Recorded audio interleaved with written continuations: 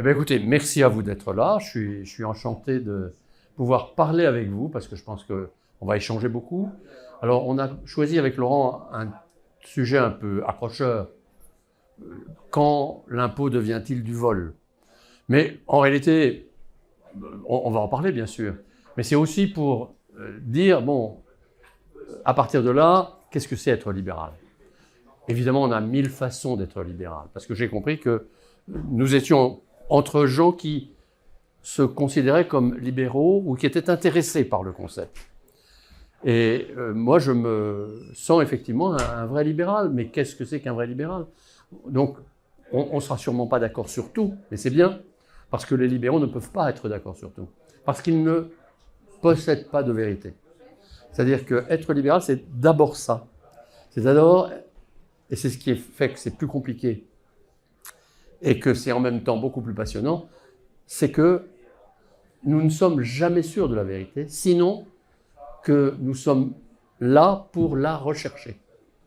Et que c'est en y travaillant, en étant là ce soir, en lisant, en se confrontant, en débattant, qu'on essaye d'approcher ce qui peut être quelque chose qui nous échappera toujours complètement, mais qu'on peut approcher la vérité.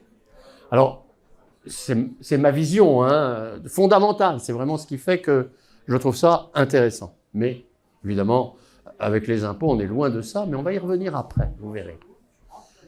Et bonjour, on commence juste, donc c'est parfait. Et donc, en fait, pourquoi est-ce qu'on a pris cette accroche, le vol par l'impôt? Parce que c'est une atteinte à nos libertés, en réalité. Et c'est peut-être la première atteinte à nos libertés de l'État. Et c'est toute la problématique est dans ce sujet d'accroche. Il y a toute la problématique, finalement, du rôle de l'État et de la balance, de l'équilibre qu'il y a sans doute à trouver. Et vous n'allez pas être d'accord, probablement, parce qu'il y a des libertariens, puis il y en a d'autres qui sont un peu plus conservateurs, etc. L'équilibre entre ce que doit faire l'État et la liberté qu'il doit surtout laisser à nous, appelons-nous comme on veut, citoyens, individus, personnes, à nous. Alors, ce qui est sûr, c'est que, effectivement, nous avons de moins en moins de liberté parce que l'État nous les vole. Il nous les vole par l'impôt, autant que par les dépenses qu'il finance avec lui, et par ce qui lui manque pour procéder à ces dépenses, c'est-à-dire par la dette qu'il engendre. Je vais essayer d'être pas trop long, donc après ça, on discutera. Mais effectivement, on est dans un pays où, globalement, les prélèvements obligatoires, tout ce qui est prélèvement d'État, peu ou prou, mais ça, vous le savez, c'est 46%, 40%. Alors, ça dépend. L'État français dit que c'est moins de 44%. Quand on va regarder des statistiques européennes, chez Statista, par exemple, on est plutôt au-dessus de 45%. Tout dépend comment on calcule ça. Et je vais vous dire qu'il y a aussi les impôts cachés. Donc, c'est pour ça qu'on est plus proche d'au-dessus que d'au-dessous. Mais déjà là, on se dit, attendez, quand on nous prend 45%, c'est qu'il y a quelque chose quelque part qui ne va pas. C'est-à-dire qu'en moyenne, près de la moitié de ce que l'on gagne, ça va à des dépenses qui nous sont imposées. Donc si près de la moitié de ce qu'on gagne, on ne peut pas le dépenser librement, c'est mathématique ça, en moyenne bien sûr. Mais c'est qu'il y a quelque chose qui cloche là-dedans. Et c'est encore pire quand on sait qu'en réalité, l'État lui-même va dépenser, alors là aussi il y a une bagarre de chiffres, mais enfin globalement, on est entre 55 et 58%. Hein. Donc, mettez 56, 57%, c'est sûr.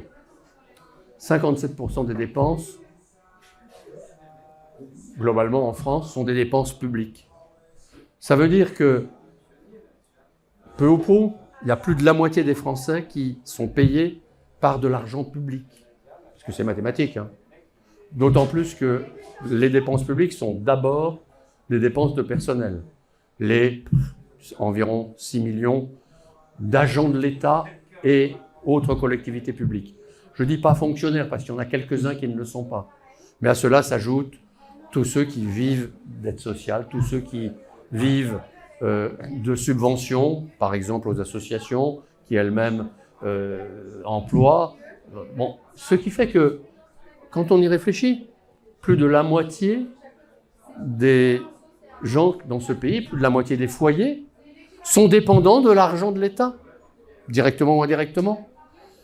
Et donc, par les ressources comme par les dépenses, nous vivons dans un pays dans lequel, effectivement, l'État devient véritablement tout-puissant. Au niveau des ressources, puisque c'est le thème de la soirée, rapide, alors, bien sûr, la première question, c'est est-ce qu'il faut des impôts? Là-dessus, déjà, je vais entamer la discussion parce que certains nous diront oh ben non, il ne faut pas d'État. S'il ne faut pas d'État, il n'y a pas besoin d'impôts. C'est un point de vue, je vais dire d'une manière générale, libertarien.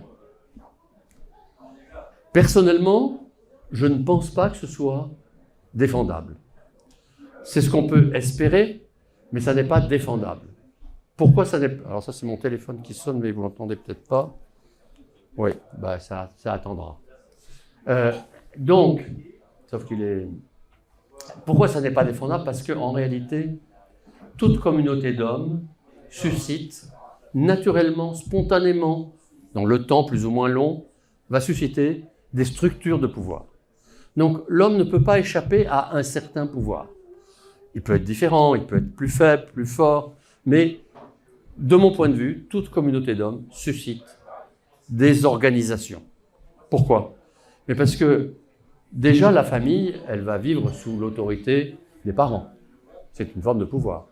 Mais quand les familles se regroupent pour vivre ensemble, ce que les hommes ont toujours fait, parce que c'est dans leur nature, de considérer qu'on se défend mieux, on assure mieux sa sécurité ensemble que tout seul, par exemple. Ça commence par là. Qu'on se répartit les ressources, parce qu'il y en a un qui sait mieux tuer le gibier et l'autre mieux cueillir les fruits. Et puis un troisième mieux cultiver la terre. Donc, s'associer représente un avantage réciproque. Et à partir du moment où on s'associe, il va arriver des disputes. Alors, on peut désigner quelqu'un qui va aider à les résoudre. On désigne un arbitre. Et effectivement, c'est très agréable de se dire, on a juste une seule règle, c'est qu'on essaye d'éviter en désignant des gens qui vont nous départager si on n'est pas d'accord sur le partage des fruits qu'on a gagnés, des gibiers qu'on a tués, de qui garde la nuit le feu pour se défendre contre les ennemis ou pour avoir encore du feu le lendemain matin. Je décris des sociétés d'origine, bien sûr. Mais sauf que petit à petit, la société va grandir. Et la société, en fait, à un moment, va dire, oui, mais il faut bien qu'il y ait un chef qui départage même nos petits chefs qui se battent entre eux. Parce qu'on a nommé tel à tel arbitre, mais tout le monde veut être arbitre maintenant, etc. Donc on va nommer un chef. Et si on nomme un chef, il va un jour nommer des gardiens. Mais ceux qui veulent être gardiens, ils vont dire un jour, on veut être rémunéré parce que nous, quand on est gardien, on ne cueille pas les fruits et on ne va pas cueillir le gibier. Et donc il faudra quelqu'un qui répartisse quelques impôts, qui prélève quelques impôts pour payer les gardiens. Bon, alors je quitte la société, je vais dire néolithique que je vous décris aujourd'hui, à l'instant, pour essayer de réfléchir aujourd'hui. Peut-on vivre sans État aujourd'hui? Je ne le crois pas. Et je vais vous en donner un exemple. Quand il y a des litiges, alors c'est l'avocat qui parle évidemment, je suis en tenue d'avocat, hein, vous avez vu par rapport à vous, mais donc l'avocat, il sait ça tous les jours, il le vit tous les jours, même si je ne suis pas un avocat du pénal ou judiciaire. Mais en fait, les avocats sont là parce qu'il y a des litiges. Et quand il y a des litiges, alors certains parmi vous me diront peut-être, oui, mais c'est simple, s'il y a des litiges, eh bien, en fait, on arbitre. Et moi, je suis parfaitement d'accord. C'est quand on peut arbitrer les litiges, c'est-à-dire quand les gens en litige peuvent dire de manière intelligente, choisissons notre médiateur, j'en parlais tout à l'heure, et demandons-lui de nous départager, c'est parfait. Sauf que quand un criminel vient tuer une personne quelconque et s'enfuit, lui, il ne veut pas d'arbitre. Et lui, même si on le retrouve, il ne va pas dire je veux un arbitre. Il va dire mais je suis innocent, j'ai jamais été. Oh, il y a des témoins. Non, mais c'est pas moi. Moi, je veux pas d'arbitre. Donc, comment on fait pour l'amener devant quelqu'un qui va le condamner? Et c'est pareil quand il y a un différend entre un acheteur et un vendeur. Et l'un dit que l'autre l'a volé parce qu'il lui a vendu un produit qui n'était pas le bon. Mais l'autre va dire mais non, mon produit était parfait. Et donc, bien sûr, on peut d'un commun accord trouver un arbitre. Mais si l'autre ne veut pas l'arbitre, comment fait-on? Et si les arbitres condamnent, peut-être à la prison, parce qu'il a commis un meurtre, mais qu'il ne veut pas aller en prison, comment fait-on? Et la prison qui la garde, qui la construit. Ce que je veux dire par là, c'est que, bien sûr, dans un monde idéal, qui pourrait être encore le monde familial, par exemple, mais parce qu'il y a une autorité, le père, la mère, j'en sais rien, mais là où il y a a priori des égaux, mais qui ne le sont jamais, parce qu'on n'est pas des égaux, l'égalité n'existe pas entre hommes, et qu'il y a donc certains et l'homme par nature, alors ça c'est, je crois que c'est quelque chose d'assez fondamental pour les libéraux. L'homme par nature est imparfait. Donc chacun d'entre nous peut commettre une erreur un jour, laquelle peut répondre de la justice. Mais s'il n'y a pas une autorité qui nous oblige à répondre de nos actes, eh bien, en réalité, ça devient très vite la jungle. Et comme on le dit souvent, quand il n'y a pas d'autorité organisée, c'est ou la jungle ou le goulag, parce que quelqu'un prend le pouvoir et nous l'impose. Et donc, mon point de vue, au travers de ces exemples forcément caricaturaux, et je n'en discuterai pas, parce que c'est évident, c'est fait pour ça, mais on peut rentrer dans le détail, on ne peut pas se passer d'un État. Mais il est évident que d'un autre point de vue, trop d'États devient une forme de goulag autrement. Donc, comment éviter l'un et l'autre? Alors, nous sommes dans cette situation, je vais revenir un instant à mon sujet, pour montrer, parce que je veux quand même répondre à la question qui était posée, et on reviendra après à la liberté et aux équilibres à trouver. L'État nous vole de plein de façons. J'ai donné des chiffres globaux. Mais au niveau des ressources, l'État français est extraordinaire, parce qu'il est plein d'une imagination débordante. Alors, bien sûr, il y a des choses, il y a du vol caractéristique. Monsieur Zuckman, c'est un voleur en chef, parce que celui qui veut taxer à 3% des patrimoines, important certes, mais vous savez, l'impôt sur le revenu, quand il a été créé dans les années 1910, au début, il était à 3 et 4%. Et 20 ans plus tard, il atteignait dans certaines tranches 90%. Donc, on commence à 3%. Et après, mais même 3% par an sur un patrimoine,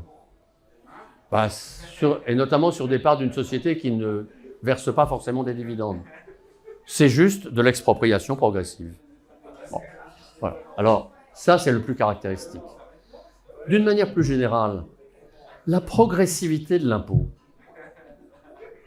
me semble être une forme d'arbitraire qui incite au vol. Pourquoi? Parce que la progressivité a ce défaut, à l'encontre, à mon avis, de toute justice fiscale, qu'elle est arbitraire par définition, forcément. Puisque qui dit progressivité dit fixer des seuils. Et qui dit que au-dessus de tel seuil, c'est 50%, en dessous de tel autre, c'est 0%. Il y a un choix qui relève forcément de l'arbitraire, et d'autant plus de l'arbitraire que, dans certains cas, et c'est le cas souvent en France, cet impôt qui fixe les seuils auxquels sont fixés les individus, fixe des seuils auxquels sont imposés les autres. Puisque il y a 56% à peu près, ça dépend des années, près de entre 55 et 56 en ce moment, des Français qui ne payent pas l'impôt sur le revenu, mais qui le votent. Il y a 96% et demi des Français qui ne payent pas l'IFI, mais qui le votent. Ça veut dire qu'en réalité, il y a une minorité de Français qui payent un impôt voté par les autres qui n'en ont cure. sinon qu'il faut payer. Et qu'il faut faire payer les autres, toujours. C'est toujours mieux de faire payer les autres. J'ai été, moi, absolument sidéré comment Zucman, revenons à lui, a néanmoins gagné cette bataille de ces 2 derniers mois de débat. Pourquoi il l'a gagné? Parce que, en réalité, il est arrivé avec un impôt qui, on pourrait rentrer dans le débat si vous voulez tout à l'heure, pour moi débile mental, mais en fait, là où un certain nombre de gens se disaient mais faut-il un impôt sur le capital, sur le patrimoine, il a transformé le débat en quel impôt sur le capital on va mettre sur les riches. Et qu'est-ce que c'est qu'un riche?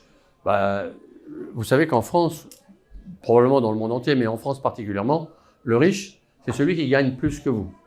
Alors, il y a des sondages d'ailleurs qui ont été faits, des études. Le riche, en gros, depuis des dizaines d'années, ça dépend des années, ça dépend des sondages, c'est celui qui possède, on est d'abord riche par sa possession, après par son revenu, c'est celui qui possède, selon les cas, 3 fois, parfois un peu moins, parfois un peu plus que vous. C'est lui le riche. Voilà. Donc, quand on sait que on passe le seuil des 10% qui ont les plus hauts revenus à un montant qui est de l'ordre de 4 000 € à peu près, en revenus mensuels,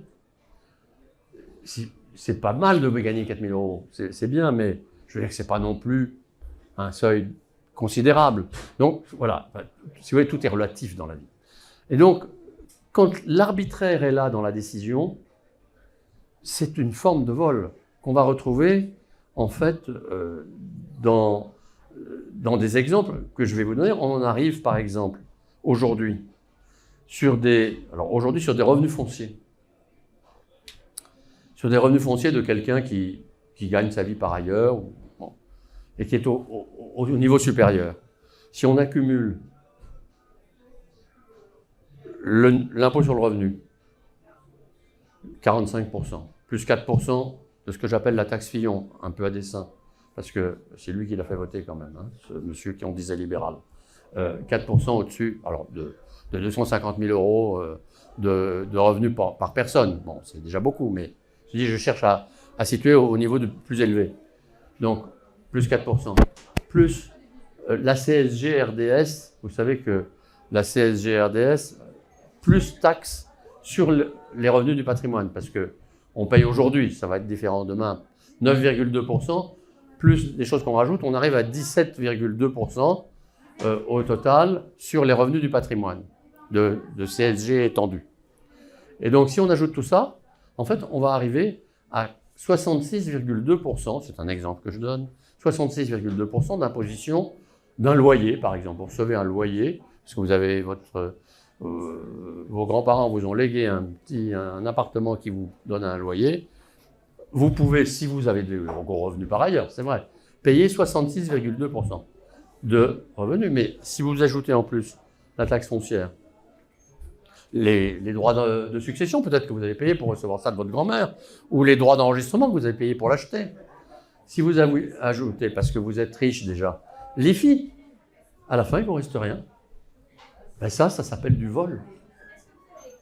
Et véritablement, l'exemple que je vous donne n'est pas irréel. Alors, on cherche derrière des moyens de détourner, de contourner. Et puis, il y a des lobbies qui se forment et qui créent des niches. Et c'est comme ça qu'en fait, on est le pays aux 500 niches fiscales. Mais chaque niche est une façon de voler les autres. Parce que chaque niche, c'est en fait un chien qui aboie derrière, mais disait Courson, je crois. Mais en fait, vous m'entendez quand même? Oui, ça va? Bon. En fait, chaque niche, c'est en même temps une échappatoire à l'impôt, d'une manière ou d'une autre. Ça réduit l'impôt par des abattements, des réductions, des ceci, des cela. Et si vous payez moins d'impôts, comme l'État, lui, il ne baisse pas ses demandes d'impôts pour payer ses dépenses, en fait, vous faites payer plus d'impôts aux autres. Il y a donc bien chaque niche est une sorte de vol de l'impôt qu'on fait payer aux autres. Bon. Alors, à tout cela, je ne donne que quelques exemples rapides, parce que je vous avais dit que je serais court et je suis bavard. Mais je donne quelques exemples rapides. Mais tout ça se mêle en même temps d'idéologie, bien sûr. Idéologie chez Glucksmann, toujours le même, il est massible aujourd'hui. Mais idéologie en général. Alors je vais vous donner le plus bel exemple que j'ai trouvé de ces dernières semaines. Mais vous l'avez peut-être déjà vu, lu. C'est la taxe sur les yachts, ou les yachts. Je ne sais pas comment vous dites. Bon, on peut dire les deux, je crois. Alors, la professeure de français, là-bas, me dit que c'est quoi? Yacht ou yacht? Yacht. Je ne sais pas. Bon. La taxe, alors ça, c'est quelque chose qui a été trouvé en 2017, 18. Macron arrive au pouvoir et il supprime l'ISF. Enfin, non, il le transforme en IFI. Et là, il se dit, ouais, tout le monde lui dit, mais attendez, vous allez devenir le protecteur des riches, très mauvaise image, il faut trouver quelque chose. Alors il suscite la création par l'Assemblée nationale, parce que ce n'est pas lui qui crée, d'une taxe sur les yachts, ou les yachts. Bon, et cette taxe, c'est une taxe sur les bateaux à moteur de loisirs de plus de 30 mètres. Donc effectivement, ça atteint des gros machins hein, quand même déjà. Mais il y en avait pas mal, parce que entre Saint-Tropez, Nice et Cannes, déjà, il y en a beaucoup l'été, bon, qui étaient là parce qu'il n'y avait pas trop d'impôts. Il y a plus d'impôts en France qu'ailleurs, mais quand même, c'était supportable. Et pour eux, pour les Français qui étaient là, c'était plus facile. Bon. Alors, ils ont créé une taxe qui devait rapporter, disait ce monsieur, vous savez, ce monsieur qui a jamais fait enfin, il a raté toutes ses études de droit, mais il est quand même président du Conseil constitutionnel aujourd'hui, monsieur Ferrand. Et c'est quand même un peu curieux, un pays où on demande au juge suprême, hein, président du Conseil constitutionnel, on lui demande de trancher. Et c'est celui qui a fait, parmi les juges de la France entière, c'est celui qui a fait le moins d'études en droit. Bon, moi, je trouve ça un peu bizarre. Mais enfin, c'est M. Macron qui l'a nommé. Et donc, M. Ferrand, à l'époque, était président de l'Assemblée nationale. Et il a dit, mais c'est une taxe qu'il faut voter, elle va permettre de gagner 10, même probablement 20 millions d'euros par an. Alors, vous savez combien il gagne cet impôt, combien il gagne d'euros par an? 60 000. 60 000 euros d'impôt par an pour cette taxe sur les yachts. Yachts. Oh, je me fais gronder, hein, là-bas. Elle coûte plus cher à processer. Mais bien sûr, elle coûte beaucoup plus cher. La Cour des comptes même l'a relevé. C'est-à-dire qu'en fait, ça, c'est du vol caractéristique. Ils votent par pure idéologie un impôt qui nous coûte cher à nous parce qu'on paye des inspecteurs, on paye déjà les députés qui ont passé des heures encore cette année à en délibérer. On paye des gens qui... Alors, ils ont des recours parce qu'il y a plein de recours. Ils le disent. Il y a des procédures dans tous les sens qui doivent leur coûter des fortunes. Mais ils nous coûtent surtout très cher à nous parce que tous ces yachts qui payaient, ça veut dire qu'ils étaient qui payaient très raisonnablement une petite taxe. Ils étaient dans les ports français. Ils faisaient travailler tout l'environnement. Et bien maintenant, ils n'y sont plus. Bon, voilà l'exemple le plus caractéristique. Alors en réalité, je pourrais multiplier ces exemples un peu à l'infini. On pourra le faire, mais je pense qu'il vaut mieux ouvrir la porte au débat en abordant quand même en deuxième partie, si vous voulez, la question en revenant un petit peu à la question de État, pas d'État. Mais alors, où est la justice fiscale? Est-elle possible? Et au fond, il ne peut y avoir de justice fiscale que s'il y a justice d'abord, justice tout court, mais justice au sens large. Et c'est-à-dire que j'en reviens finalement à la place de l'État par rapport à nous, pauvres individus qui sommes obligés de travailler pour gagner notre vie.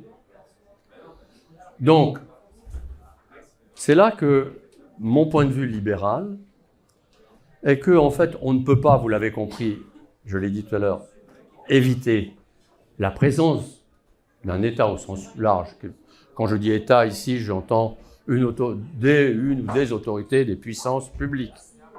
Mais quel est le but?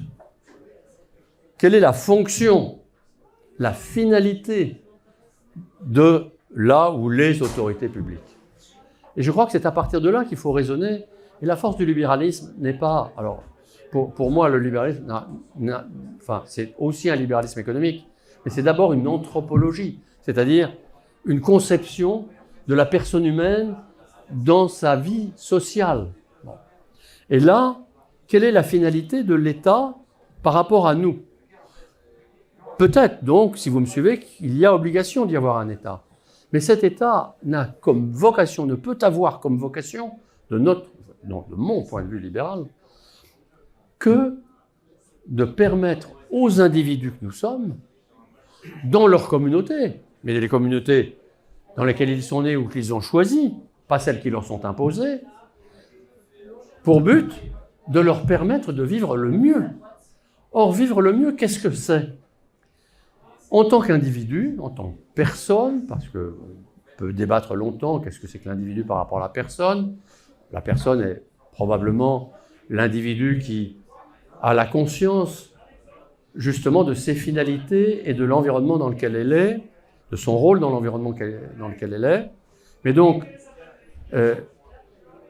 en réalité, à la base, et les petits exemples que je vous en donnais tout à l'heure sont là pour essayer de le démontrer aussi, l'État n'est pas là pour lui-même. Rien ne pourrait justifier qu'il soit justifié par lui-même. Il n'a pas d'auto-justification possible. Donc il n'est pas là pour lui-même. Les individus conçoivent un État, alors beaucoup d'auteurs ont travaillé là-dessus, de Hobbes à... Enfin, tous les auteurs qui ont fait de la science politique ont travaillé là-dessus. Bon, d'où vient cette construction d'un État ? D'un accord théorique des individus à un moment pour vouloir se protéger. Hobbes remet l'individu qui a donné son accord sous la soumission de l'État qu'il vient de créer. Locke, libéral, lui, pas Hobbes, part du même constat. Il n'y a pas vraiment d'accord, mais il y a un accord qui s'est créé spontanément, qui n'a pas été intellectuellement imaginé au départ, sans doute, mais qui a été tacite pour créer un pouvoir de façon à gouverner, à avoir des règles qui vivent en sécurité, c'est quand même l'objectif, et donc en liberté, j'y reviendrai. Mais, en fait, cet accord, il n'est pas donné pour y être soumis.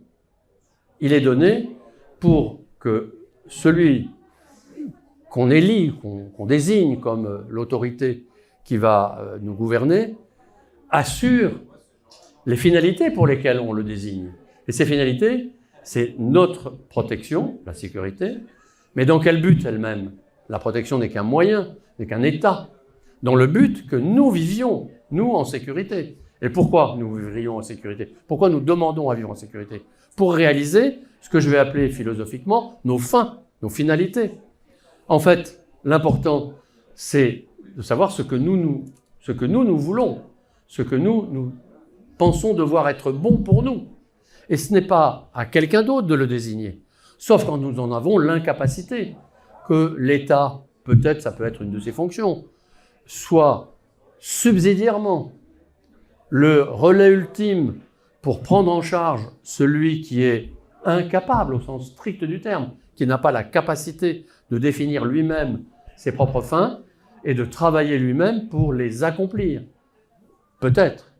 Mais avant qu'il intervienne à cet effet, il faut qu'il nous ait donné, et je crois que c'est ça son rôle et son but ultime, sa propre finalité à lui, qu'il nous ait donné tous les moyens pour pouvoir par nous-mêmes développer ce que nous souhaitons et ce que nous pensons bon pour nous de développer dans le respect des autres. Dans le respect des autres.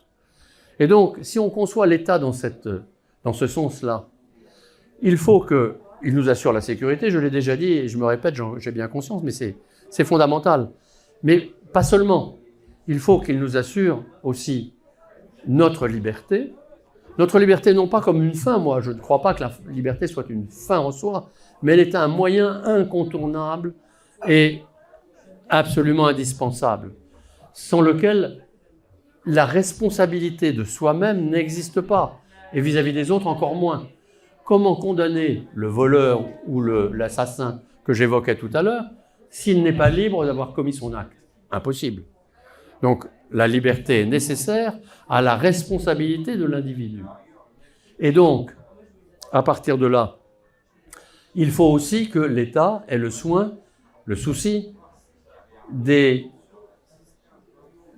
des moyens les plus appropriés pour que cette liberté responsable s'exerce. Et ce meilleur moyen, c'est, de mon point de vue, la propriété.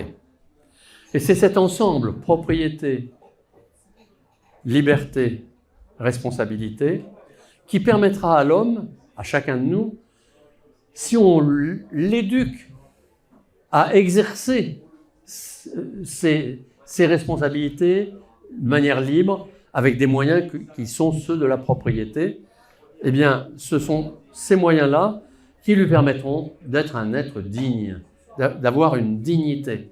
Or, n'est-ce pas le plus bel objectif que nous puissions avoir, de faire en sorte que chacun d'entre nous vive dans une dignité qui est la sienne, qui n'est pas la nôtre, qui ne peut pas être la nôtre, qui ne peut pas être celle que l'État désigne pour lui, qui ne peut être que la sienne, celle qu'il veut pour lui, dans le respect des autres. Tout ça suppose, exige que l'État soit limité. Mais par contre, qu'il exerce pleinement tous les pouvoirs, toutes les fonctions qui vont conduire à offrir à chacun d'entre nous cette situation d'exercice de la liberté, la responsabilité et le respect de la propriété et de chacun. Voilà comment je conçois une société libre, ce qui permet de, et puis comme ça je m'arrêterai et j'ouvrirai la discussion, ce qui permet en fait de laisser donc à chacun finalement beaucoup plus de moyens, c'est-à-dire que les ressources à ce moment-là de l'État, ce qu'on appelle les ressources régaliennes, celles du roi autrefois. Vous savez, les rois, ils avaient très peu de pouvoir, sinon ceux-là, précisément. Saint Thomas, à l'époque, c'était l'Église qui pensait à la politique. Hein. Et donc Saint Thomas, au XIIIe siècle, dit lui-même, le roi, il ne doit vivre que des revenus de son domaine. Il a voulu exercer la responsabilité, qu'il l'exerce avec ses propres revenus, ses propres domaines. Il ne peut pas demander des impôts aux autres, parce que des impôts, il ne le dit pas comme ça, mais c'est du vol, sauf dans certains cas. Par exemple, dit-il, en cas de guerre, il a raison, en cas de guerre, il faut défendre la communauté. Alors là, il a le droit de prélever des impôts. Mais un peu avant, parce que là, on est au XIIIe siècle, au siècle précédent, les Anglais, eux, avaient... Oui, presque un siècle avant. Les Anglais avaient, prévu avec la Grande Charte que le roi ne pourrait pas lever d'impôts sans l'accord de ceux qui avaient d'autres pouvoirs, c'est-à-dire de ceux qui représentaient les territoires, que ce soit les villes ou les seigneurs locaux. Et donc, finalement, la grande innovation de la Grande Charte 1215, c'est deux choses qui sont totalement libérales. Nul ne peut être puni sans qu'une loi l'ait prévu et sans procès. Et deux, nul impôt ne peut être levé sans l'accord du peuple. Alors le peuple, c'était ceux qui le représentaient à l'époque, mais aujourd'hui aussi. Donc, et ça c'est profondément la construction d'un État libéral qui a mis du temps à se faire et qui n'est jamais parfaite et qui l'est moins encore aujourd'hui qu'hier. Parce qu'à mon avis, il y a une sorte de dégradation. Mais donc, pour que l'impôt soit le plus juste, eh bien, il faut que l'État soit lui-même plus limité, mais par contre, qu'il ait les moyens de remplir complètement les missions pour lesquelles il doit exister. Or, aujourd'hui, et j'en termine par là, c'est exactement l'inverse qui est fait. C'est-à-dire qu'en fait, aujourd'hui, l'État français en particulier n'est plus capable d'assurer les responsabilités pour lesquelles il a vocation à exister, la sécurité, la justice, la défense du territoire. On n'a plus d'armée. Quand on doit envoyer, alors on pourra discuter s'il faut aller défendre l'Ukraine ou pas, mais si on veut envoyer des chars en Ukraine, on n'en a pas parce que même nous, on n'en a plus pour nous. Bon, il y a un vrai problème quand même. Donc, l'État est incapable d'assurer ses responsabilités dites régaliennes, parce qu'il consacre, en fait, les 2/3 de ses ressources publiques et les 2/3 de ses dépenses, c'est-à-dire, en fait, 1/3 du PIB, de la richesse nationale produite, à des dépenses sociales. Et donc, en fait, il est incapable désormais de mobiliser les moyens nécessaires à exercer ses propres fonctions. C'est là qu'il faut, de mon point de vue, non pas abolir l'État, mais véritablement le transformer pour faire en sorte qu'il revienne à sa vocation d'origine, qui est celle qui nous permettra de retrouver pleinement, et j'en termine par là, nos libertés. Voilà. Mais j'ai voulu donc pas en dire trop et ouvrir le débat. À vous, je vous en prie. Oui. Est-ce que vous pensez que cette transformation, elle est possible en démocratie? Je pense qu'elle n'est possible qu'en démocratie. Et pourtant, je suis d'accord avec vous, peut-être, que la démocratie, ce n'est pas une sinécure. Mais cette transformation n'est pas possible autrement, car autrement, c'est quoi? Autrement, c'est ce qu'on voit partout dans le monde depuis quelque temps. Il y a, sous l'impulsion, à mon avis, des grands pays, tous les grands pays sont en train de se transformer en despotisme. C'est mon analyse de la situation. C'est-à-dire que le communisme, on savait que c'était totalitaire, mais par essence, puisque c'est la confusion du politique par l'absorption du religieux.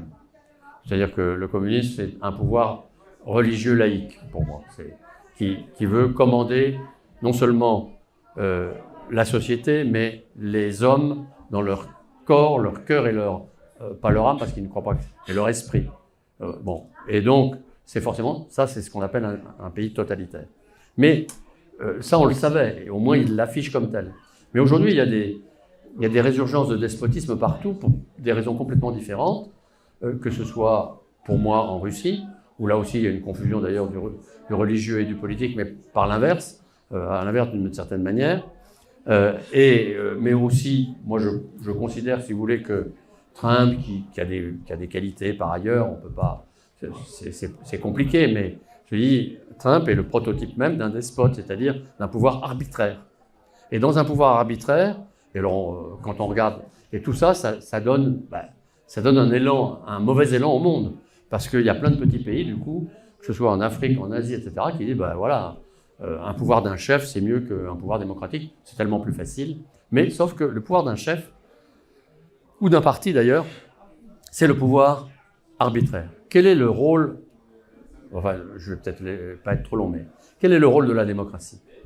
C'est précisément, je crois que la démocratie, par définition, son rôle, si on remonte à Platon et Aristote, c'est la défense du respect des individus. C'est-à-dire que, en fait, et ce respect des individus, il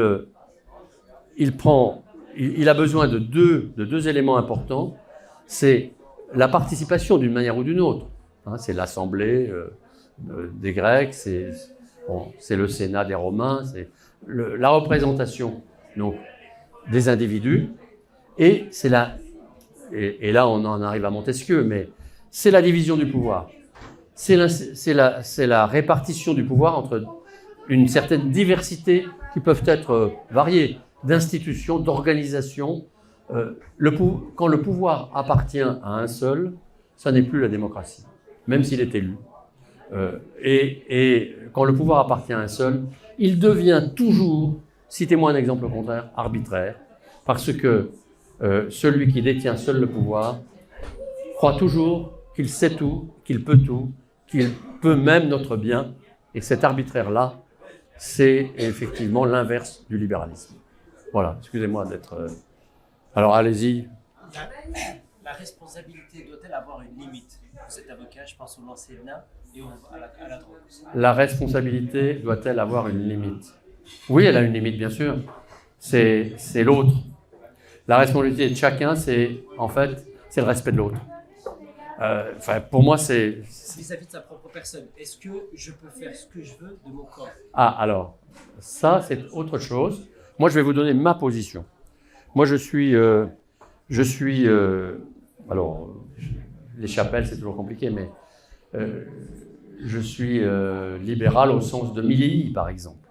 Et alors, je vais prendre cet exemple pour vous répondre, parce que pourquoi Milley, qui est quand même, on le dit libertarien, pour moi, il n'est pas libertarien, pas vraiment, enfin, ça dépend des... Mais pourquoi Milley nous dit je suis contre l'avortement et contre l'euthanasie. Il l'a dit très clairement. Donc je réponds à votre question.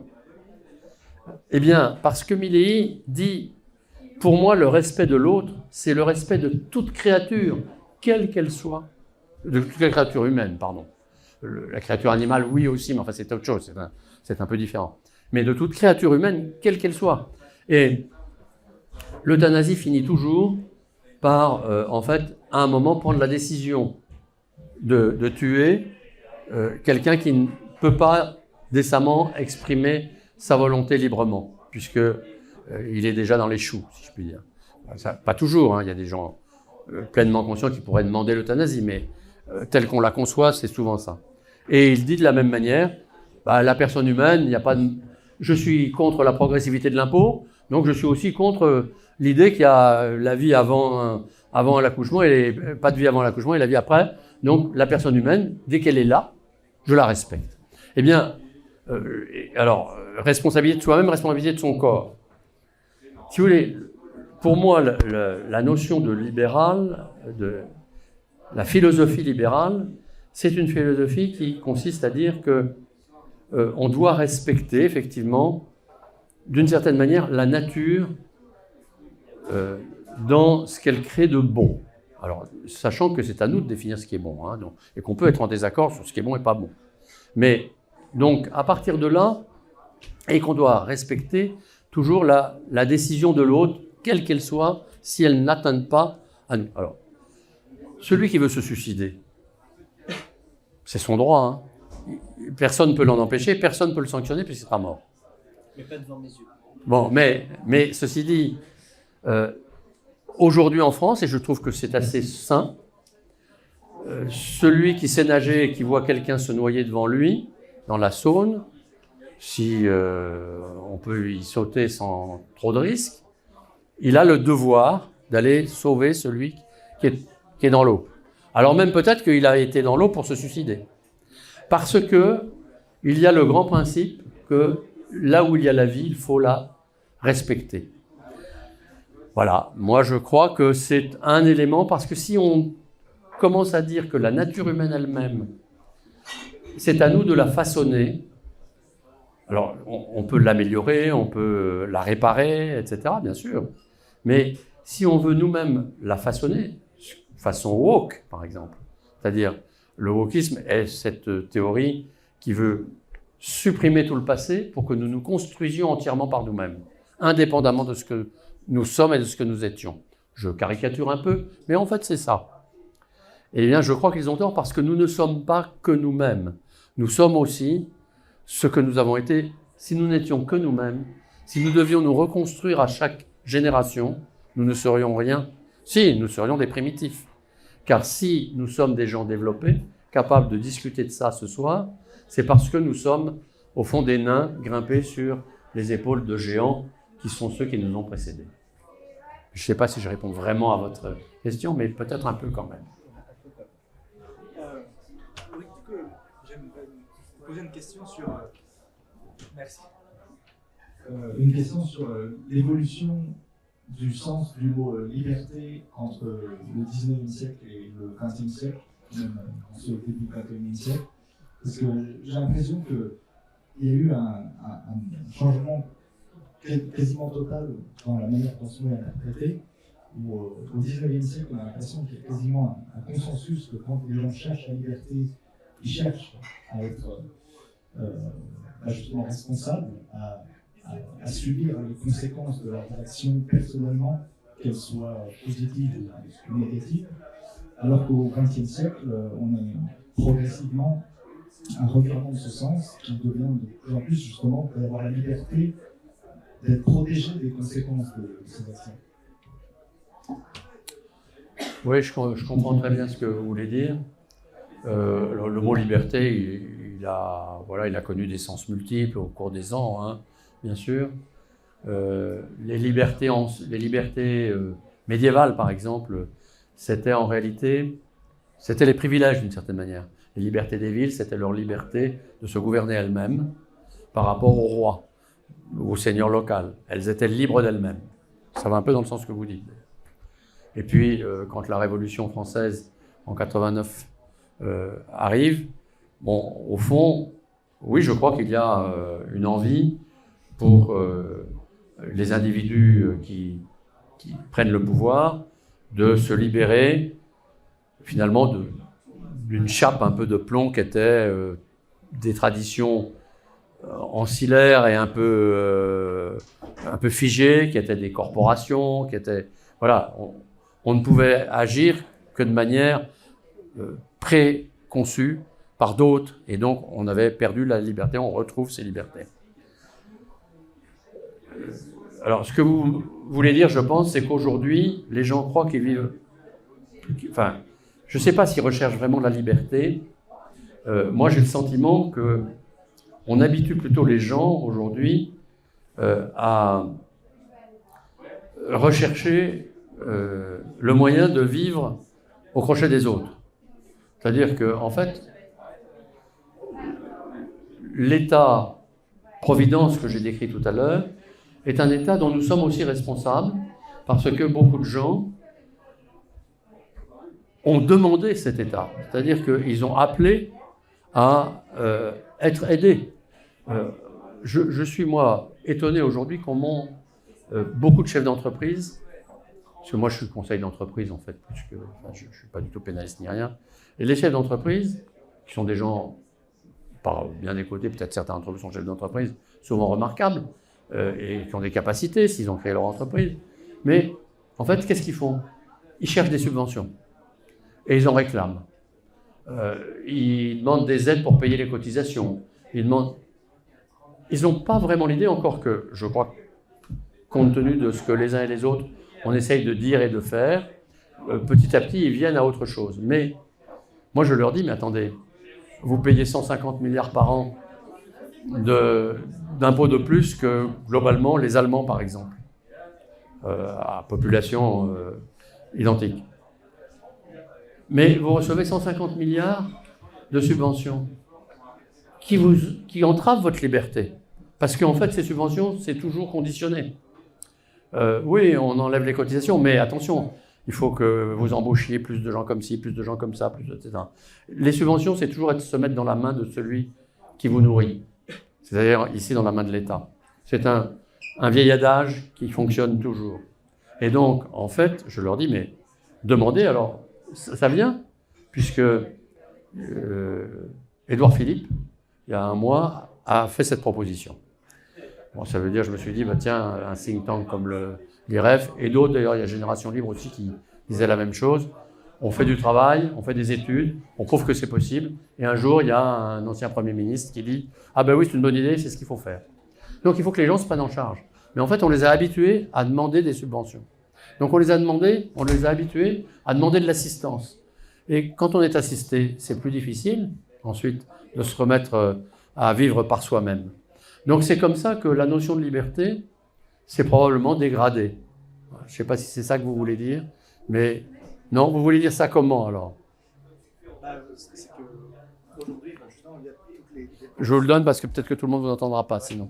Parce que justement, il y a toutes les dépenses qui sont principalement sociales, et puis en fait toutes les régulations, les aides au chômage, par exemple, qui sont vraiment énormes pour des gens qui vont à la rue.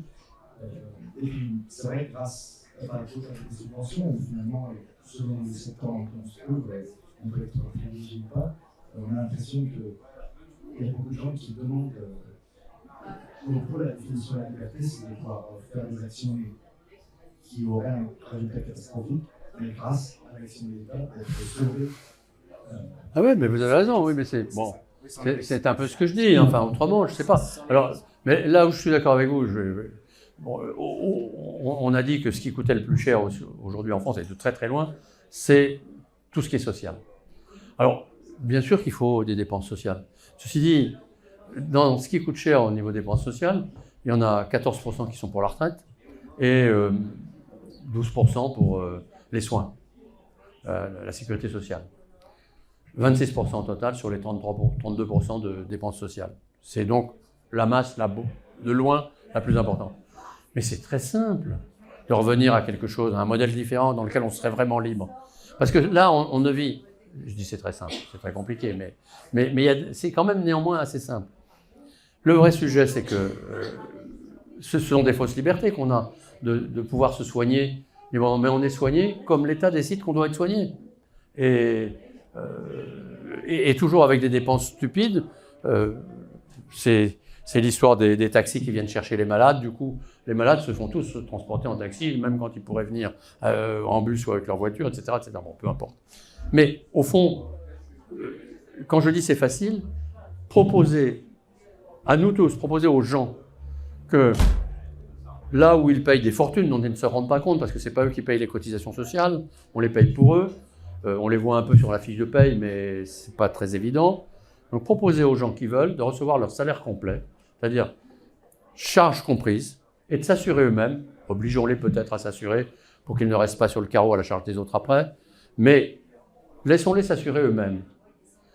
On me dit c'est impossible, et je réponds mais quand vous assurez votre voiture, certains d'entre vous ont sans doute une voiture, quand ils achètent une voiture, il faut acheter une assurance. Quand ils achètent leur assurance, en général, ils vont téléphoner à 3-4 assureurs ou compagnies mutuelles pour dire bon ben voilà, qu'est-ce que vous me proposez? Et on s'aperçoit que ça peut aller de 1 à 3 les tarifs, selon la compagnie ou la mutuelle, mais selon aussi ce que vous acceptez. Vous pouvez accepter une franchise, vous pouvez accepter des conditions. Ben oui, si je bois, je ne serai pas assuré, ou je ne sais pas quoi, enfin je dis n'importe quoi. Encore que ce n'est pas tout à fait n'importe quoi, ça peut jouer aussi dans les conditions d'assurance. Et on peut donc trouver des conditions pour s'assurer beaucoup moins cher. Une assurance voiture, on est donc libre de la souscrire. C'est pourtant un enjeu qui est considérable. L'enjeu, c'est de percuter la famille nombreuse dans laquelle on tue le père et la mère, et les enfants rescapés doivent être nourris pendant toute une vie, donc il y a des risques très importants. Alors même que certains sont handicapés, auront besoin de... Enfin, bon, vous imaginez le coût que ça peut représenter. Pareil que le cancer qu'on cherche à soigner en s'assurant. Donc, les risques sont bien du même ordre. Et là, on nous laisse libres, et pour s'assurer de notre santé, on ne nous laisse pas libres. Laissons-nous libres. Qu'on reçoive notre salaire complet, et on va trouver notre assurance, on va téléphoner aux mutuelles, etc. L'entreprise peut nous y aider. Et qu'est-ce qu'on va découvrir? Qu'en acceptant de ne pas se faire soigner le premier rhume, d'aller au travail avec une petite grippe, peut-être que ça nous coûtera 2 fois moins cher que ce qu'on paye aujourd'hui. Demandez aux salariés français qui travaillaient en Suisse, qui s'assuraient eux-mêmes. Ils payaient beaucoup moins cher que leurs voisins qui étaient salariés en France. Même chose pour la retraite. On nous fait payer aujourd'hui 28% de notre salaire brut, 28% de notre salaire brut, 35% de notre salaire net. En cotisation, un tiers de notre salaire net tous les mois, pour une retraite qui représente, en gros, allez, entre 60 et 70% du salaire que vous aurez en fin de vie. Aujourd'hui, parce qu'avec la démographie, ça représentera peut-être 40 ou 30%. C'est du vol. Je reviens à mon sujet. Mais proposer, alors, c'est d'autant plus du vol que si on compare bien, si vous laissez les gens capitaliser ce qu'ils mettent tous les mois et avoir une retraite par capitalisation, ils doublent leur retraite. Mais ils la doublent avec une cotisation 2 fois inférieure. Et ce que je vous raconte, c'est pas théorique. C'est ce qui se passe aux Pays-Bas, au Danemark. Les chiffres sont là. Dans mon think tank, l'IREF, on a fait l'étude, elle est imparable. Hein. Donc, laissez les gens s'assurer. Et puis, il faut peut-être les aider, on ne va pas faire en sorte que les gens se prennent en charge du jour au lendemain. Mais on peut y arriver. Il faut les éduquer à ça, et il faut leur permettre de le faire, mais c'est possible. Oui. Est-ce qu'il y a une bonne manière de taxer? Est-ce qu'il y a une bonne manière de taxer? Ce que je veux dire aujourd'hui, c'est qu'en France, on taxe à peu près tout. Le fait d'avoir des chiottes, de travailler, de consommer, d'investir. Dans une France idéale libérale, selon vous, qu'est-ce qu'on taxe pour que ce soit le plus juste et le plus efficace? Alors, on revient un peu au cœur du sujet. Vous avez raison, c'est bien. Alors, je vais vous dire, moi je suis, en fait, j'étais fiscaliste de métier. Je le suis, en fait, fiscaliste. Donc, c'est des sujets que je connais bien, mais je ne vais pas rentrer dans le détail. Mais Et c'est vrai que j'ai écrit aussi des bouquins de fiscalité libérale, bien sûr. Et donc, je pars d'abord d'un principe, c'est que, au risque d'en choquer certains, je ne crois pas qu'on puisse trouver l'impôt miracle.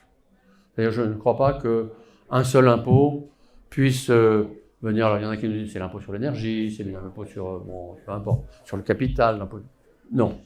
Parce qu'en fait, nous sommes tous différents, nous avons des activités différentes, des modes de vie différents, des âges différents auxquels nous vivons différemment, etc.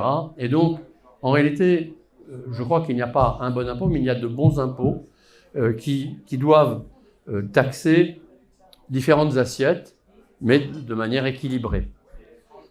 D'autant plus que ça évolue aussi. Il y a des assiettes qui, à un moment, se tarissent un peu, à d'autres non, etc. Bon, ça c'est la première règle. Ensuite, si on veut essayer de trouver des impôts justes, il faut que ce soit des impôts simples. Il faut les comprendre. Il faut les anticiper. Quand aujourd'hui vous gagnez votre vie, vous ne savez pas combien vous allez payer d'impôts. Vous savez combien vous avez payé l'année passée, mais là vous avez fait pas mal d'heures sup, vous avez eu un bon bonus. Combien vous avez beaucoup bossé pour ça, mais est-ce que vous n'allez pas vous en voir manger la moitié par les impôts? Vous ne le savez pas, parce que c'est compliqué. Il faut pouvoir anticiper, pour ça il faut que ce soit simple, d'où l'idée que la flat tax, l'impôt proportionnel sur le revenu, peut-être certains pays l'ont imaginé, il y a une trentaine de pays qui pratiquent la flat tax. C'est vrai que c'est plus facile de créer la flat tax, ça a été plus facile dans les pays, ex-pays de l'Est, qui ont dû reconstruire tout, ils sont partis de zéro, ou ils sont partis d'un pays dévasté de zéro, ils sont partis d'un no man's land. Donc c'était plus facile pour eux, alors que nous, c'est plus compliqué, parce qu'on part d'un système incroyablement compliqué, non seulement progressif, mais troué de niches, et en plus incompréhensible, parce que à la progressivité c'est au-delà même des niches, viennent s'ajouter des abattements, mais il n'y en a pas qu'un, il y en a plusieurs, enfin c'est très compliqué. Ça fait le bonheur des fiscalistes, mais ce n'est pas ce qu'on recherche véritablement. Donc il faut que ce soit effectivement des impôts de type proportionnel. Certains pays ont même imaginé le même taux fixe pour tous les revenus, pour la TVA et pour l'impôt sur les sociétés. La Bulgarie faisait ça à 15%, je crois. Mais il y a d'autres pays qu'on peut citer. Et donc, ensuite, il faut évidemment que le taux, j'ai cité 15%, reste raisonnable. Pour ma part, j'ai fait une étude qui montre que, en fait, un impôt proportionnel, alors, un impôt proportionnel à 15%, même à 12% sur tous les revenus, serait largement suffisant. Mais impossible à mettre en œuvre en France, parce que le vrai problème, c'est qu'on vient d'un pays qui a habitué les Français à ne pas payer l'impôt sur le revenu. 56%, je vous ai donné le chiffre tout à l'heure, ne payent pas l'impôt. Comment voulez-vous les faire passer du jour au lendemain de celui qui est exonéré à celui qui paye? On ne pourra le faire que progressivement. Donc, si on veut inventer une flat tax, il faut faire en sorte que, au départ, elle n'atteigne pas ces gens-là. Pour qu'elle n'atteigne pas ces gens-là, mon idée a été de dire, travaillons sur un taux 15% plus la CSG actuelle. Avec une CSG remise d'écart, parce qu'il y a déjà 4 ou 5 niveaux de CSG, il faut les remettre au même niveau, ce qui était la vocation de la CSG. Ça va nous donner une flat tax à quelque chose de l'ordre de 21%. Mais au-dessus d'un abattement significatif pour que les 56% qui sont hors d'impôt n'y rentrent pas tout de suite. Et qu'on attende un peu l'inflation pour les faire rentrer petit à petit dans l'impôt, progressivement. Sachant qu'il y aura toujours une progressivité puisqu'il y aura un abattement. Et ça, on n'y perd pas. Sur le plan, l'État n'y perdra pas, il gagnera la même chose. Alors vous allez me dire, mais donc, il n'y a pas d'intérêt. Si, parce que cet impôt-là permettra à chacun de s'enrichir plus. Parce que, connaissant l'impôt, aujourd'hui, on détourne les gens de l'activité par l'excès d'impôt et par l'excès de complexité et de peur de l'impôt. Donc, un impôt simple, raisonnable, va permettre de remettre les gens dans l'activité beaucoup plus facilement. C'est l'un des facteurs qui les remettra, pas le seul. Il faudra par ailleurs les rendre responsables d'eux-mêmes au niveau de l'assurance, etc. Et là, vous transformerez la société progressivement. Je ne sais pas si c'est ce que... Allez-y.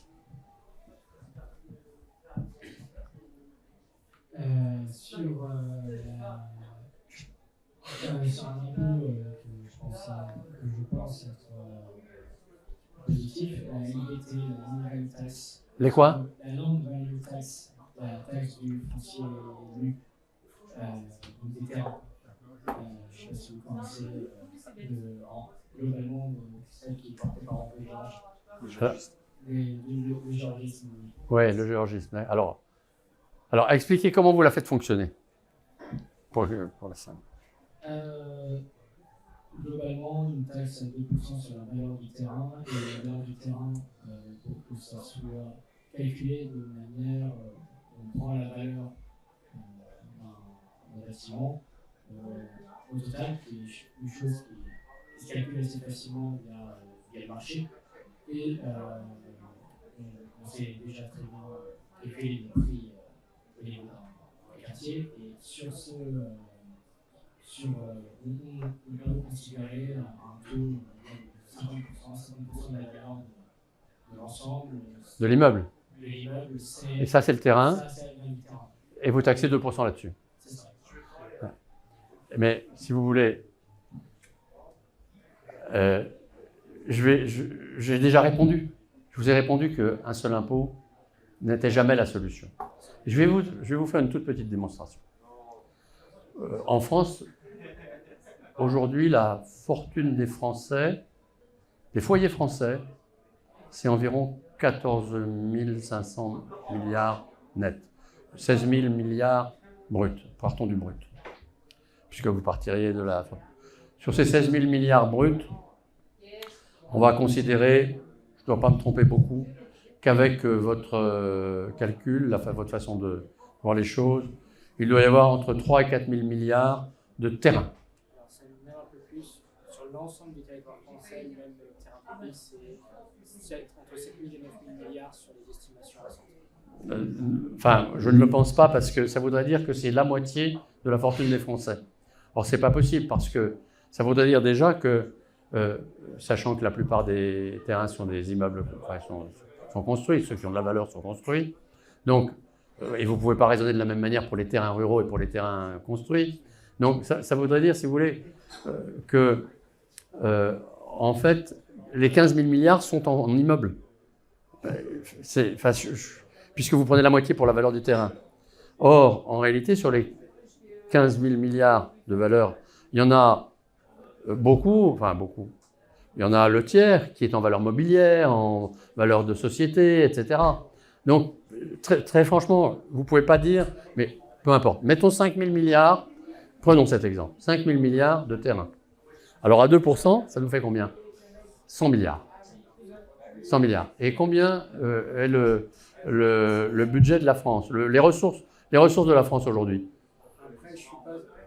Les ressources de la France, je vais vous le dire, c'est environ 1400 milliards. Donc, vous voyez, votre impôt, là, c'est 100 milliards. Et aujourd'hui, alors, on pourrait baisser les ressources de la France, on pourrait réduire ses dépenses, etc. Mais il faut être réaliste aussi, vous voyez. Oui, non, mais ce n'était pas dans un état d'esprit d'avoir un seul impôt. D'accord, parmi d'autres. Alors, si c'est parmi d'autres, moi, je ne sais pas si c'est bon de dire les terrains. Pourquoi? Moi, je vais vous dire, je vais vous peut-être en choquer certains d'ailleurs, je pense que l'impôt sur le capital, en soi, ce n'est pas mauvais.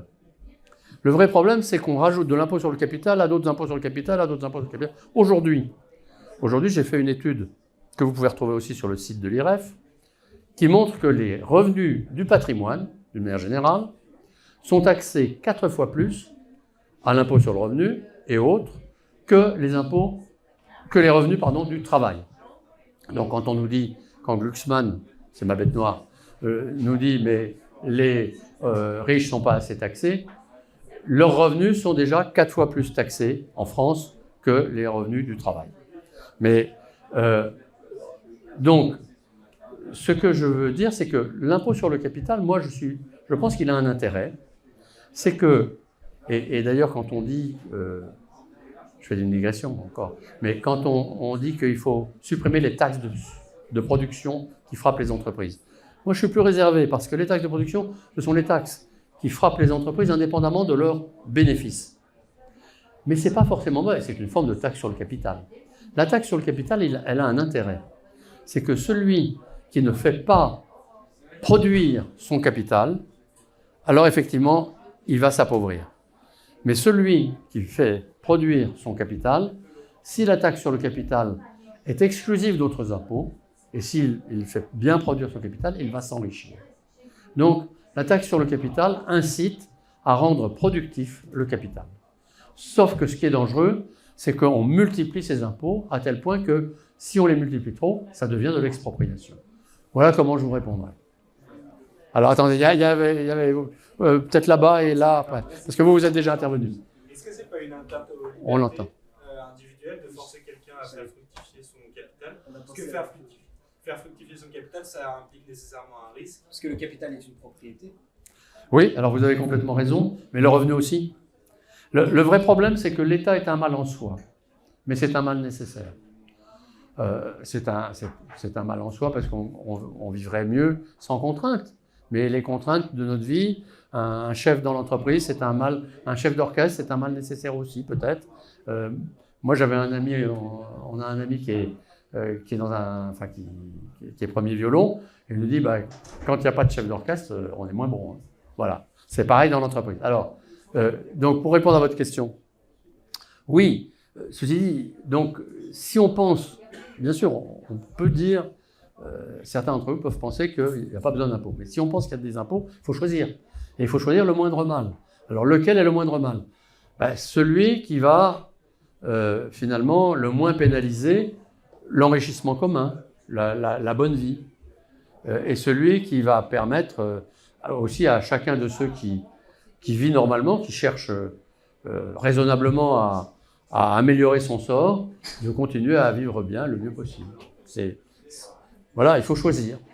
Et c'est pour ça d'ailleurs, comme vous avez raison que c'est un mal précis, celui que vous dites, c'est pour ça qu'il ne faut pas tout mettre sur un impôt. Parce qu'en mettant tout sur un impôt, en fait, on fait un mal terrible à une catégorie de personnes et pas aux autres, et c'est pas très sain. Bon, attendez, on fait quand même, on tourne avec ceux qui n'ont pas encore posé de questions.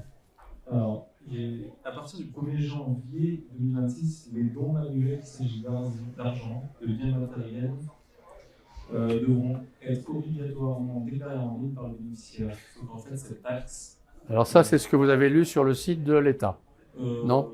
Oui, normalement, c'est... Impôt.gouv, non? Enfin, c'est le compte. À vérifier, mais... Ouais.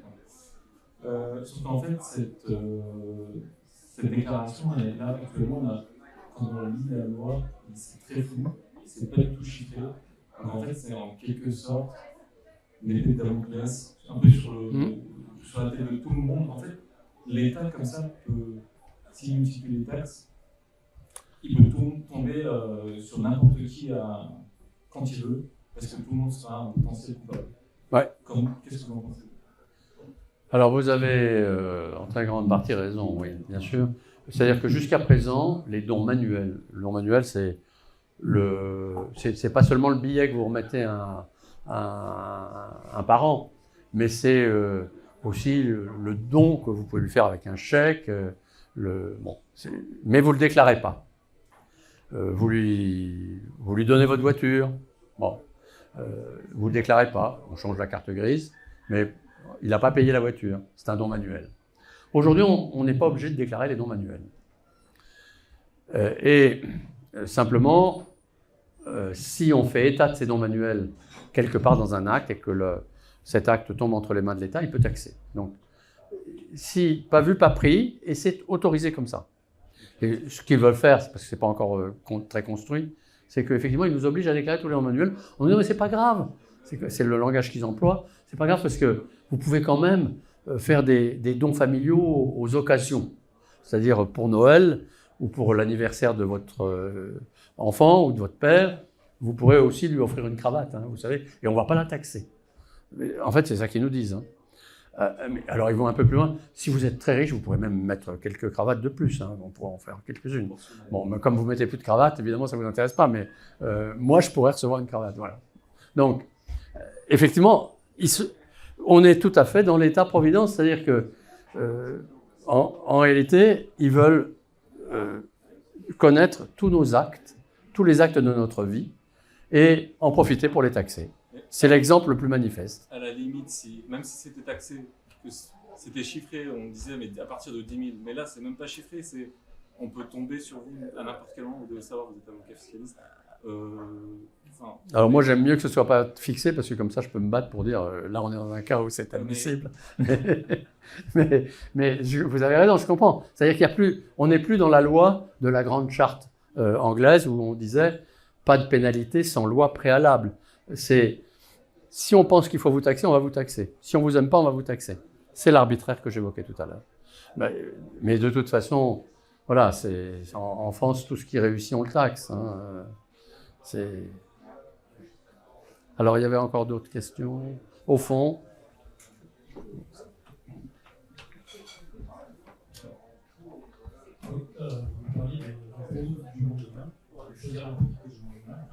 Plus proche de la bouche. Non, vous parliez de choisir un impôt qui cause le moins de dommage. Est-ce que justement, l'impôt qui cause le moins de dommage, ça ne serait pas de taxer raisonnablement, disons, des flux et de ne pas toucher au stock, en tout cas au stock qui sont productifs. Vous parliez de taxes sur le capital, je pense que vous parlez de taxes sur le capital des entreprises, par exemple, qui sont détenues par des Ça peut être ça, oui. C'est un capital qui peut se multiplier par les investissements, alors que je pense à un mix de capital qui est celui d'un terrain, qui lui se multipliera. On peut le rendre productif en construisant dessus, et l'accompagner de mieux sur le panier, sur l'argent. On ne peut pas multiplier ça. Est-ce que taxer les terrains pour forcer une utilisation productive des terrains n'est pas plus pertinent que le capital? Parce que taxer le capital productif risque de faire perdre ce capital à ses propriétaires s'ils n'arrivent pas à atteindre un certain rendement. Alors que les terrains, c'est je peux dire simple, mais je suis pas convaincu. Je vous entends assez mal à dire vrai, mais ouais. En fait, je n'ai pas bien entendu votre question. Vous voulez taxer les flux? Taxer les flux et le capital qui ne se multiplie pas, à savoir le terrain. Parce qu'un terrain, globalement, pour le rentabiliser, on construit quelque chose dessus, on le loue, et ça devrait être faisable de gagner plus que l'impôt pourrait payer dessus. Alors que pour le capital d'une société, on taxe le flux productif. Ce qui est étonnant, mais ne serait-ce que... C'est-à-dire que vous ne voulez pas taxer le capital qui produit déjà, mais taxer le capital qui... Globalement, taxer le capital dormant et ne pas taxer le capital liquide. Mais là, vous tenez... Voilà, c'est bien, vous résumez. Et moi, j'ai entendu pendant 2 mois à l'Assemblée nationale et au Sénat cette idée que le capital pouvait dormir. Alors, il y a peut-être encore des gens qui cachent leur or sous leur oreiller, mais il doit quand même y en avoir de moins en moins. On parle de capital improductif comme des terrains qui seraient utilisés, des terrains qui seraient laissés en friche, par exemple. Est-ce qu'un algo d'or est préférentiel pour moyen? Mais alors là, en fait, pour moi, si vous voulez, chacun, là, vous allez plus loin que tout ce qu'on a dit. C'est-à-dire que, en réalité, vous voulez dicter véritablement aux gens leur façon d'agir. Parce que vous leur dites, ça c'est dormant, ça c'est pas dormant.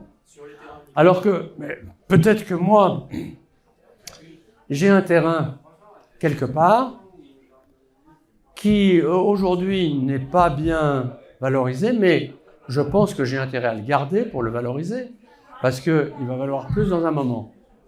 Et vous voulez en fait essayer de me forcer à le vendre tout de suite. Non, pas forcément. Si vous pensez qu'il va vous rapporter plus en gardant 10 ans et que vous réussirez à effacer la taxe. Oui, mais il faut que je paye la taxe en attendant. Il faut que je paye la taxe parce que je ne le vends pas aujourd'hui. Moi, je pense, si vous voulez, que... Alors, je sais bien que c'est pas parfait. Un impôt, c'est jamais parfait. Donc, et tout à l'heure, sur une question ici, je crois, je disais, il y a un moindre mal à choisir. Donc, l'impôt va toujours dicter vos comportements. Mais l'impôt ne doit pas avoir vocation à dicter vos comportements. Voilà, c'est une nuance que je fais. Mais c'est une nuance importante. Quand on doit choisir entre les impôts, je préfère des impôts qui permettent d'éviter que ça conduise à des mauvais comportements. Mais on ne doit pas non plus s'immiscer dans la vie par l'impôt, ce qui est le cas un peu avec les donations, etc. On doit essayer de l'éviter. C'est-à-dire que si je taxe le capital, parce que je considère que ça peut avoir ça peut être l'un des moyens, comme j'ai dit qu'il valait mieux diversifier. Oui, mais je taxe. Moi, je préférerais, par exemple, un impôt sur les revenus du capital ou sur le capital, c'est pareil, mais sur tout le... Si je taxe le capital, je taxe tout le capital. Et derrière, les gens vont choisir là où c'est le plus productif. Et là où c'est le plus productif, ce sera le plus productif pour tout le monde, pour eux. Mais si c'est plus productif pour eux, c'est que ça rend plus de services aux autres. Et donc, ça permettra spontanément de développer des investissements beaucoup plus productifs. Si moi, État, je choisis qu'il vaut mieux taxer les terrains que les entreprises de bananes, je vais aboutir à des comportements qui seront finalement dictés par l'impôt et qui ne seront pas bons. Il faut que la société soit libre d'investir évolutive des uns et des autres. Ce qui signifie que ça veut dire que l'impôt doit être aussi neutre, je ne l'ai pas mentionné tout à l'heure, aussi neutre que possible. Il ne l'est jamais complètement. Voilà. Alors, c'est une question, c'est une question.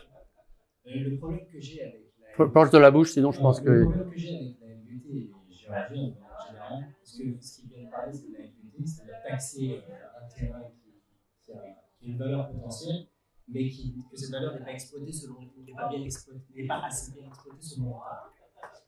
Le problème, c'est que je défie ces gens de ne pas faire des niches. Le problème, c'est avec ce genre de taxe, c'est-à-dire vouloir taxer un capital qui n'est pas assez bien utilisé, c'est qu'on finit par faire des niches. Mais bien sûr. On se rend compte qu'il y a... Parce que je défie les vignerons français de payer 2% de la valeur de leur terrain qui sont très chers. Aller voir les terrains autour de Bordeaux, c'est délirant. Je les défie d'avoir la capacité de dégager assez de bénéfices pour pouvoir payer 2% de la valeur totale de ces terrains. Ils se retrouveront obligés de faire une niche fiscale pour les vignerons. Et après, ça sera... En fait, ça part toujours d'une bonne intention. Mais ça part toujours par... Ils finissent toujours par faire une niche et on se retrouve à l'état actuel du pays. Et je suis convaincu que les politiques actuelles sont plein de belles intentions.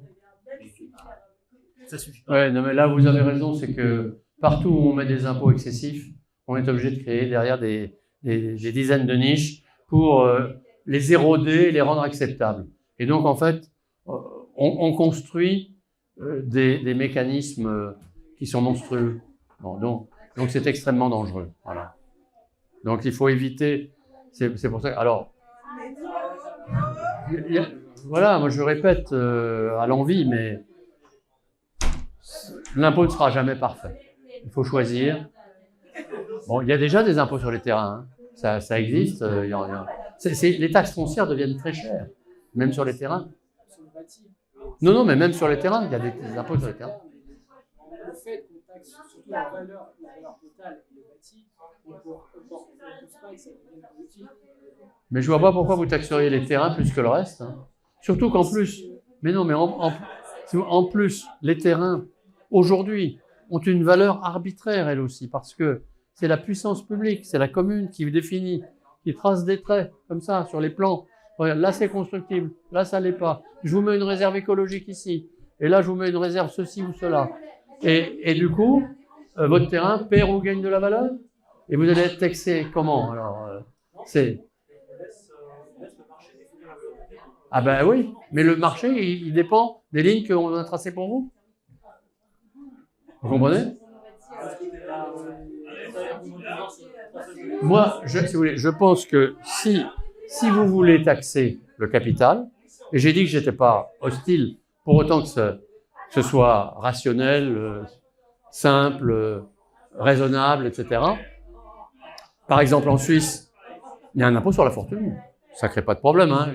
Les riches se précipitent tous en Suisse. Pas seulement parce qu'ils ont des forfaits. Pourquoi? Parce qu'en échange, il y a très peu, ça dépend des cantons, parce que c'est variable selon les cantons. Mais les cantons qui ont un impôt sur la fortune, la plupart d'entre eux, ils ne mettent pas d'impôt sur les successions, par exemple. Bon, voilà, et donc il faut choisir. Bon, mais j'entends qu'il y a beaucoup d'entre vous qui sont intéressés par cette taxe sur les terrains. Je dois dire que j'ai de la peine à le comprendre, à en comprendre vraiment l'intérêt. Moi, je dis, si vous taxez le capital, taxez tout le monde, enfin, tout ce qu'on va appeler les capitaux, au sens général, tous les biens, tout le patrimoine, de la même manière, laissez les gens choisir. Ceux qui voudront acheter des terrains, ils achèteront des terrains. ceux qui vous préférant acheter des entreprises, achèteront des entreprises. Là, vous orientez leur choix. C'est pas bien. Là, vous êtes anti-libéral, vous orientez leur choix. Alors attendez, il y a une question là. Après. Ouais, je sais pas si c'est pas une question, mais c'est aussi un complément sur la NPV l'Allemagne qui value tax qui a été évoqué. L'intérêt de focaliser l'impôt sur le foncier et que le foncier n'est créé par personne, il peut être construit par personne. Et donc les impôts sur le capital, de manière générale, peuvent orienter l'économie plus ou moins. Soit on va focaliser sur certains aspects et on risque d'orienter l'économie. Le foncier étant un peu neutre d'une certaine manière, est-ce que focaliser l'impôt là-dessus ne permettrait pas justement de libérer de l'impôt sur les autres formes de capital qui, elles, peuvent être productives? J'entends, mais je ne vois pas pourquoi le foncier serait plus neutre qu'autre chose. C'est au contraire, le foncier, c'est au contraire quelque chose qui est très fondamental dans la vie d'une société, d'une communauté. Et donc, si vous voulez, moi je pense que c'est amusant parce que vous m'exprimez le besoin de liberté et de bâtir une société libérale. Et là, vous êtes en train, les uns et les autres, de m'expliquer que l'État, il doit forcer les gens à faire quelque chose de leur terrain. Et que ça, c'est fondamental. Mais on peut faire des choses très intelligentes de son terrain. On n'a pas forcément... là, vous allez... Je ne sais pas ce que vous allez favoriser, d'ailleurs, parce qu'on peut tout imaginer, mais laissez les gens choisir l'orientation de leur patrimoine. Ne leur imposez pas de se débarrasser de leur terrain. A priori, avec une taxe de ce type-là, exclusivement sur les terrains, vous allez favoriser la vente des terrains. C'est-à-dire que les gens vont brader leur terrain parce qu'ils ne veulent plus payer cette taxe et ils vont acheter autre chose. Moi, je ne pense pas que ce soit souhaitable en soi. Je pense que le marché, il doit être spontané. Il doit dépendre des choix individuels et non pas des choix imposés par l'État qui ne sait pas nos besoins, qu'il nous laisse satisfaire nos besoins en essayant, par ses impôts, de ne pas les gêner, de ne pas les orienter, le moins possible en tout cas. Bon. Amen. Oui, voilà, on va y aller. Alors, pour rebondir, parce que je ne vais pas du tout être d'accord sur la taxation du capital. Et justement, pour rester sur le sujet du foncier, est-ce qu'il y a plutôt intérêt à taxer les flux, quitte à taxer éventuellement des loyers fictifs sur des biens, que ce soit la résidence principale plutôt que la taxe foncière, et en s'appuyant sur la valeur locative du bien. Et en permettant, par exemple, à une personne qui va le louer sur un montant plus important, de s'enrichir davantage, quelqu'un qui va le louer moins, peut-être de garder les vrais revenus, et en face, de pouvoir déduire les charges. Parce qu'il me semble qu'en Espagne, le foncier, même en étant propriétaire, on a un loyer fictif, et on peut déduire derrière les travaux. On peut aussi inciter, comme on est en France, on peut inciter aussi à remettre en état et à pousser aussi de la qualité de logement plutôt que juste voir pour éluder l'impôt. J'ai compris. Alors, taxer le flux ou taxer le capital, si vous voulez, j'ai dit au tout départ que les libéraux ne possédaient pas la vérité. Et en matière fiscale, encore moins que dans tout autre domaine. Il n'y a pas de vérité en matière fiscale. Non, mais c'est vrai, ça dépend, la fiscalité est adaptée à chaque société, chaque territoire, chaque population, chaque histoire, chaque âge, enfin bon, chaque âge de l'histoire. Bon, mais ceci étant, c'est pour ça que moi, vous allez me trouver peut-être trop prudent, mais je pense que la recherche, elle doit se faire dans l'équilibre, dans la diversité. Bien sûr, il faut taxer les flux. Il faut que sur le sujet du foncier, tout au moins. Alors, et sur le sujet du foncier, il faut que les flux du foncier soient taxés aussi. Mais l'important, c'est que dans tous les domaines, ce soit raisonnable, simple, et pour tout le monde pareil. Alors, faut-il inclure la résidence principale ou pas mettre un revenu fictif sur la résidence principale, je vais vous dire, c'est une atteinte un peu à vous-même. Alors, moi, j'aime beaucoup Bastiat.